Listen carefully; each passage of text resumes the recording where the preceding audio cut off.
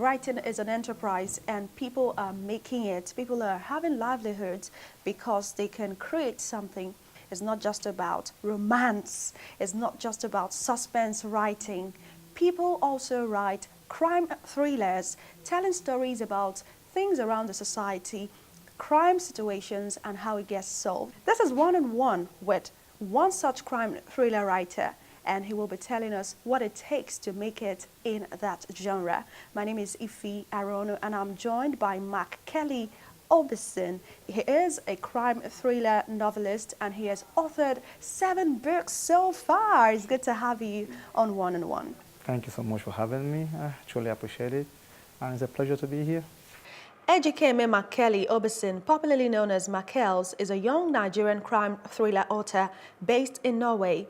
He began his writing career in 2013 as a student in Qatar and hasn't looked back since then. Let's now look at what inspired you to take up crime thriller as a genre. Was it about your background or something that happened when you left the country? It was actually my background. I grew up falling in love with suspense thrillers and books written by James Harley Chase or Agatha Christie and all those renowned authors. And I got to a certain point where I realized that 95% of the materials I was consuming were not written by Nigerian authors, and that was not a very proud moment for me. And I decided to do something to change that. I think that we should do more in writing crime thrillers, and I wanted to take the baton and be the leader in changing that. I think I'm somebody who want to change the crime thriller genre in Nigeria to show more light towards that genre, because I think it's something that's kind of forgotten, that we don't have Nigerian writers who want to write on crime thrillers or suspense thrillers. We have like murder mysteries, which is one of the most renowned part of the crime thrillers, where somebody is murdered and you have like a detective who tries to like solve the case, typical of Sherlock Holmes. And then we have just normal crime stuff like we have every day in Nigeria. I really enjoy writing murder mysteries where somebody is murdered and you have this smart detective that I created who goes about gathering clues, try to crack the crime. MacKells' passion for writing has paid off as he has several awards and recognitions to his credit. Okay, I won my first novel, The Holy Pagan, won the Calmon's Award for the Book of the Year. The Calmon is an award company in the UK. So I think actually I got my editor from there. So she like put the spotlight on the book and I won that award. And in 2017, NWA, which is a Nigerian Writers Award, I was awarded as the Diaspora Writer of the Year, the Nigerian Diaspora Writer of the Year. And the same year I was voted as one of the most influential writers below 40 in Nigeria. So so far this is what I've accomplished so far in my career. And probably I think that there is more to come. But would you say that it has been lucrative doing this? It is not as lucrative as the other genres like romance and non-fiction in Nigeria, but I think it's because that we don't do a lot in marketing it. And I think that if we put more effort, because I'm very sure that Nigerians love to read crime thrillers, but then if you work on that genre, if you write stuff from that genre, then I think we have to invest more effort in promoting the stuff and to bring more attention towards what we are doing. I think that crime is a big deal in Nigeria, like in most countries in the world, especially developing countries. So I think that if we get to write about stuff like that, it's just going to bring more attention to those things that are happening. And then we look for means and ways to curb them and to significantly reduce those crimes. Aside his quest to stand out, MacKells reveals why he prefers writing crime thrillers.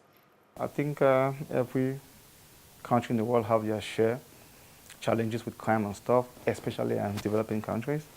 But I think that Nigerians, we do consume a lot of crime thrillers.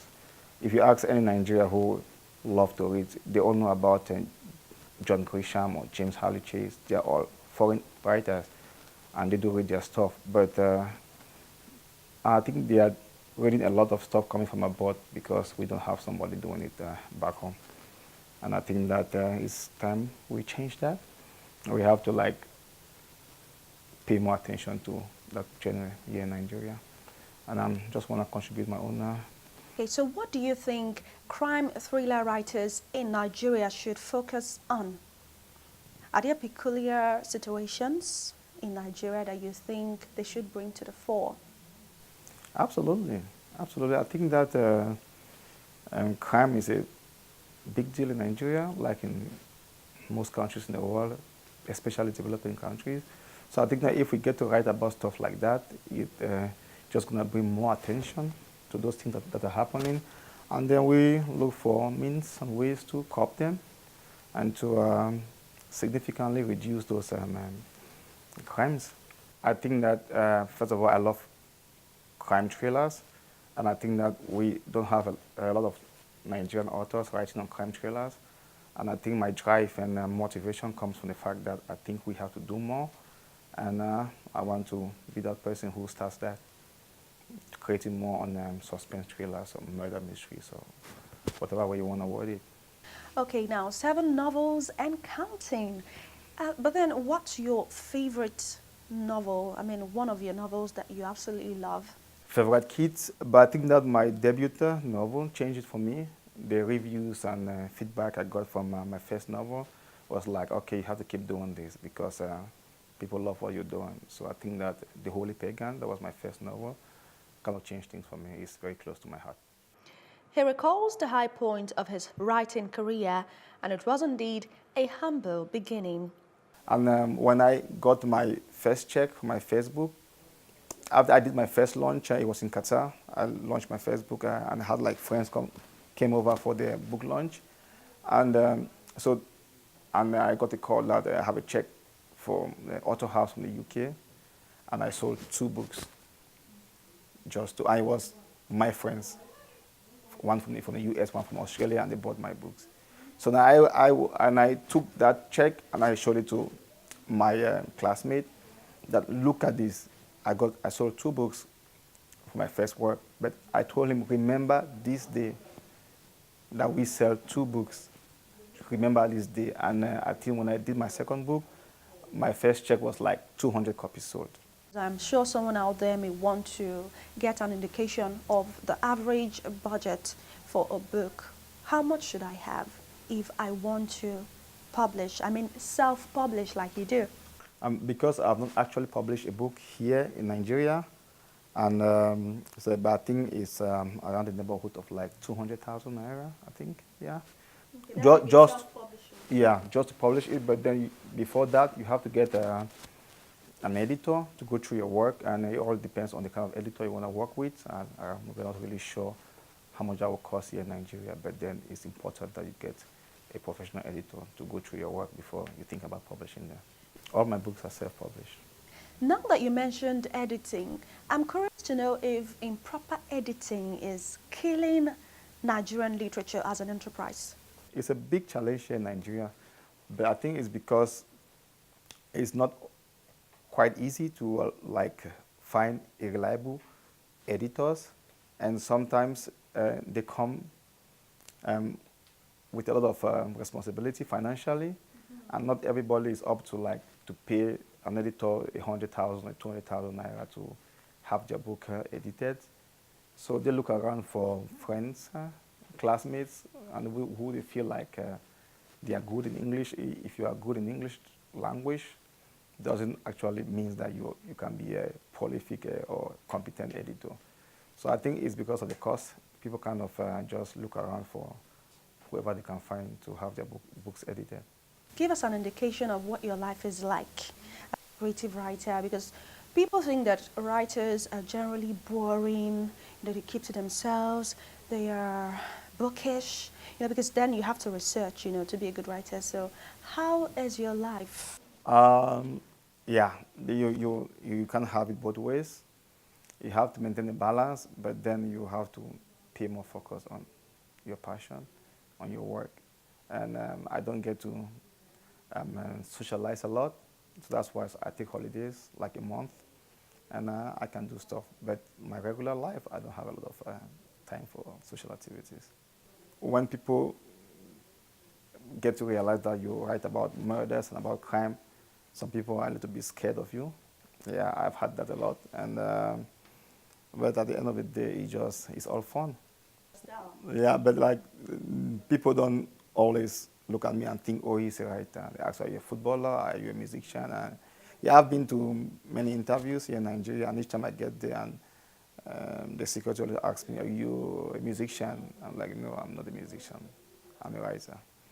Yeah, but I think that that's just me. I'm very fashionable, and I love to write also. So I think that it's possible to like put both together. I don't actually want to subscribe to that norm that all writers have to look shabby and crazy and stuff like that. I think you can still be fashionable and still be creative at the same time. Okay, now, what's next for you?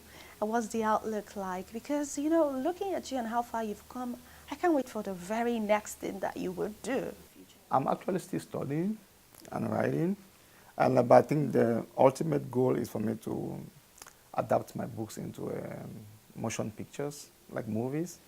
Yeah, I think that if you research very well, Nigeria, aside oil, entertainment is one of the biggest exports of Nigeria, movies. So I think it's something that I want to look into and to produce my books into movies in the nearest future, maybe from next year. So that is what is next for me. But at the same time, I'll never give up writing. I'm going to have another book coming out in February of next year. That's my 8th. And towards the end of next year, I plan to have like my first movie out that I'm going to personally produce.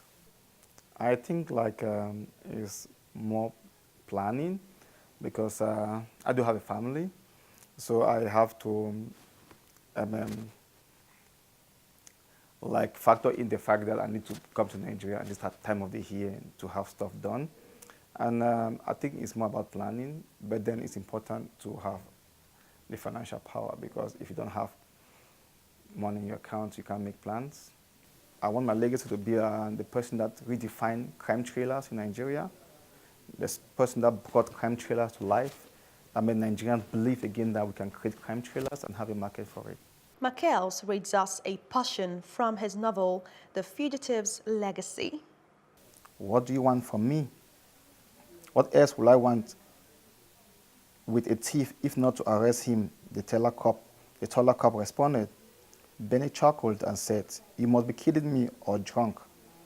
The tough-looking cop stepped in and said, shut up before I shut it up for you.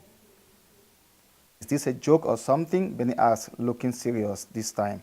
Just put forward your hands and let me strap this bracelet around them, said the taller cop, bringing out his handcuffs.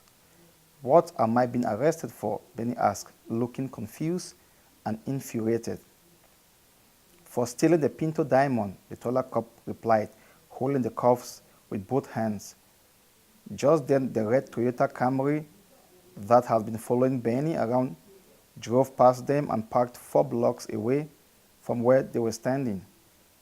When Benny heard what the cop had said, adrenaline rushed through his body. He was lost for words, but managed to stay. He said, I don't know what you're talking about. I did not steal anything. Then explain to me how your hair sample turned up at the museum where the crime took place. The taller cop was interrupted by the younger, tough-looking cop. Why are you wasting time explaining it to him? He will know all he needs to know when he gets to the police station. Thank you very much. That's more like Nigeria. Do you think that Nigerians need to leave Nigeria for them to be very impactful like you have? Because, yeah, MacKells started writing when he left Nigeria. So I would want to leave Nigeria before I start writing. So what's your advice? I think that they have to be patient because Yours happened really fast. yeah, 5 years and you're this That's big. because I worked so hard, and I was patient from the start. Didn't sell too many books the first year, but then I was not like writing because I wanted to sell books and make money. I enjoy writing. I love writing, so that's my motivation. And then the rest will come later. But then you have to try to give out your best when you're creating, and you have to be patient because sometimes you send your books to publishers. You have to wait for like 3, 4, 5 months to get feedback from them, and they tell you, no, we don't want to publish your book after waiting for like 5 months. Then you don't have to be discouraged. You have to like, okay, keep grinding, reach out to other publishers, and also there's a possibility of saving your own money and self-publishing your own books. That way you get to control the market. You get to promote yourselves and reach out to people. A little bit expensive, but I think it's achievable. So I just want to, because I think the most challenging part for young writers is when you get a no from the publisher. It can be very, very discouraging. Imagine to spend 6, 7, 8 years, 2 years to write a book, get a professional editor to edit your work, and then you send the work to a publisher. He tells you this work is not good enough for me. It can be very, very discouraging, but then you don't have to let it go. You have to keep fighting and believe in what you're doing. Finally, what's your advice to Nigerian youth, especially at this critical time in Nigeria when we're hoping that the change we will be anticipating will finally happen? That Nigerian youth out there, who's watching and who doesn't really know or what they can do to contribute to the change that we want, because essentially it's not just about what the country will do for us, it's about how much value we're adding. So what value do you think Nigerian youths should be thinking of adding? I think that, first of all, Nigerians, the young ones, we need education. We need to stay focused on our education and get an education, first of all, and then you believe in what you want to do and you work towards it. And you keep believing and keep working. And I think that if you try something and it doesn't work out, you don't just give up. You don't just say, this is too much for me. Thank you so much, MacKells, for coming on One on One. It's so nice to have you. You're welcome. Thank you for having me. You're welcome.